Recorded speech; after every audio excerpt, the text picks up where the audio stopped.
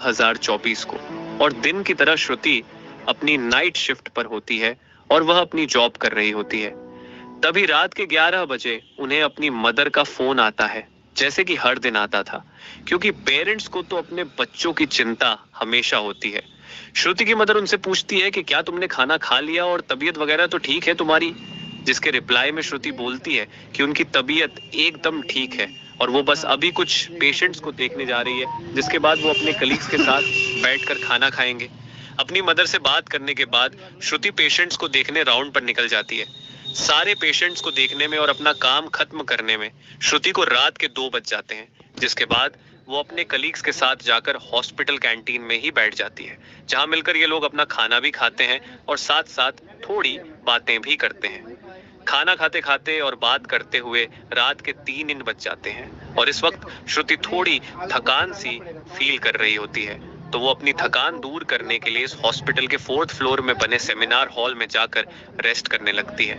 श्रुति के रेस्ट करते करते सुबह के 7:30 बज जाते हैं, पर वो तब भी इस सेमिनार हॉल से बाहर नहीं आती, जो कि काफी ज्यादा अनयूजुअल था, क्योंकि श्रुति कभी भी आधे 1 घंटे से ज्यादा का ब्रेक नहीं लेती थी।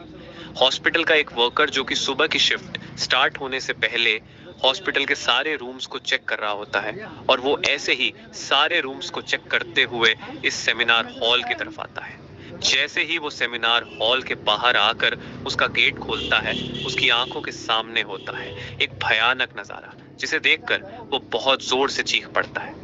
इस वर्कर की चीख सुनकर आसपास के लोग वहां इकट्ठा होने लगते हैं और देखते हैं कि सेमिनार हॉल के अंदर श्रुति की बॉडी बिना कपड़ों के पड़ी हुई है और उसके बॉडी पर कुछ ब्लड के निशान भी हैं। यहाँ खड़े सब लोगों के लिए ये एक ड्रामा से कम नहीं था, स्पेशली दूसरी फीमेल डॉक्टर्स एंड वर्कर्स के लिए, क्योंकि उन्होंने अपनी आंखों के सामने ऐसा नजारा पहली बार देखा था। वो भी हॉस्पिटल प्रेमिसेस के अंदर श्रुति की बॉडी को देखकर आसपास खड़े सारे लोग उसे एक स्ट्रेचर पर लेटते हैं और इमरजेंसी रूम में लेकर जाते हैं ताकि डॉक्टर्स उसकी कुछ हेल्प कर सके। काफी देर तक डॉक्टर्स के स्ट्रगल करने के बाद भी एट द एंड श्रुति कुछ घंटों के बाद अपना दम तोड़ देती है। हॉस्पिटल में कुछ लोग थे जो कि इस मर्डर एंड रेप केस को एक नॉर्मल केस जैसा दिखाने की कोशिश कर रहे थे, जस्ट बिकॉज कि वो इस हॉस्पिटल का नाम बचा सके। बट जब पोस्टमार्टम रिपोर्ट्स आती हैं तो सब दूध का दूध और पानी का पानी हो जाता है। इन रिपोर्ट से साफ साफ पता चल जाता है कि श्रुति के साथ किसी ने जबरदस्ती गलत हरकत करने की कोशिश करी और जब वो इस इंसान से अपने आप को बचाने लगी तो उसने उसका गला घूंट दिया, इवन उसे बहुत बुरी तरीके से मारा भी और फिर उसका रेप भी किया। ये सारे प्रूफ मिलने के बाद ये केस पुलिस को हैंड ओवर कर दिया जाता है एंड पुलिस वाले इस क्रिमिनल को पकड़ने के लिए लग जाते हैं। सबसे पहले पुलिस उस क्राइम सीन पर ही छानबीन करती है जहां ये सब हुआ था। किस्मत से पुलिस वालों को वहां पर श्रुति के कुछ नेल्स एंड ब्लड सैंपल्स मिलते हैं और साथ ही एक ब्लूटूथ नेक बैंड। ये केस शायद और भी जल्दी सॉल्व हो जाता अगर उस फ्लोर पर सीसीटीवी कैमरा होते, तो बदकिस्मती से इस सेमिनार रूम के अंदर या इसके आसपास कोई सीसीटीवी कैमरा नहीं थे।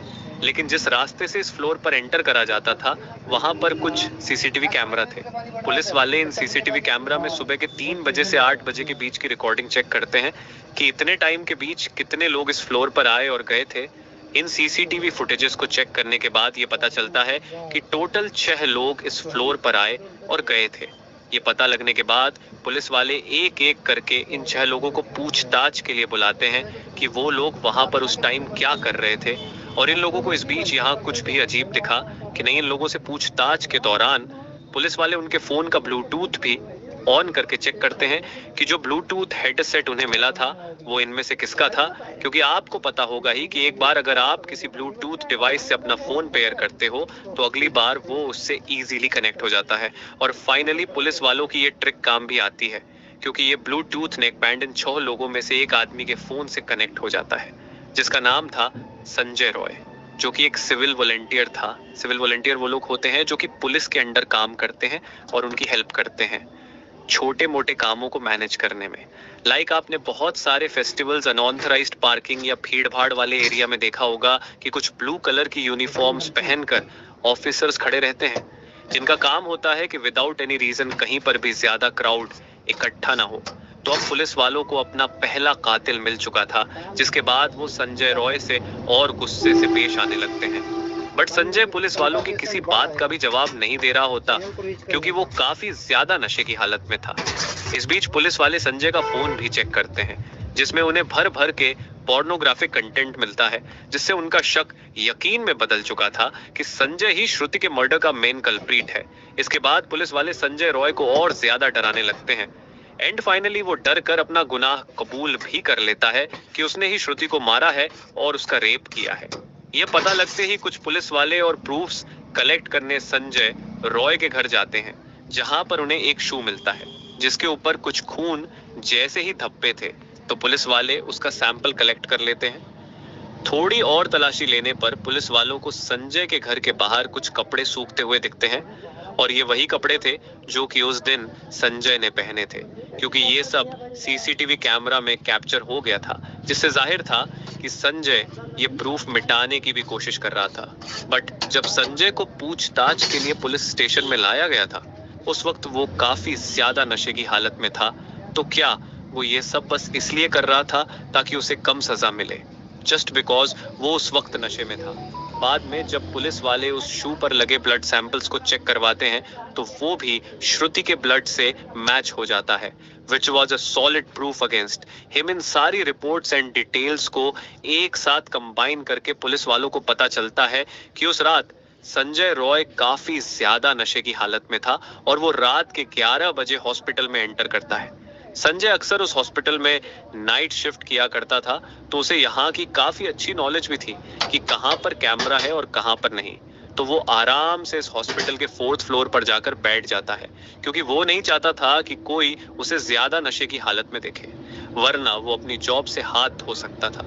4th फ्लोर पर आते ही वो अपना आराम से सो जाता है। जब उसकी आंख खुलती है, Receive 20 rupees on Google Pay for तभी business. संजय की नजर श्रुति पर पड़ती है, जो कि रेस्ट करने सेमिनार हॉल में जा रही थी। श्रुति को अकेला देखकर संजय के इरादे बिगड़ने लगते हैं।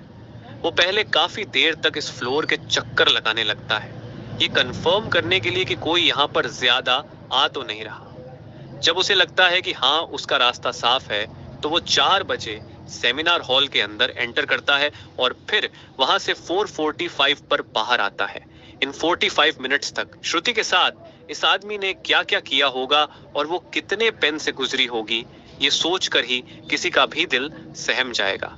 स्पेशली श्रुति के पेरेंट्स, जिन्होंने इतनी उम्मीद से और सैक्रिफाइसेस करके अपनी बच्ची को डॉक्टर बनने भेजा था, एंड श्रुति अपने पेरेंट्स की अकेली बेटी थी, तो उनके लिए तो ये किसी सदमे से कम नहीं होगा। एंड गाइस, ये केस अभी भी क्लोज नहीं हुआ है और 23 अगस्त तक संजय राय को कस्टडी में रखा जाएगा। इस कातिल इंसान के साथ क्या होना चाहिए, आप कमेंट में जरूर बताना, और इस केस रिलेटेड जानकारी देखने के लिए चैनल सब्सक्राइब करें।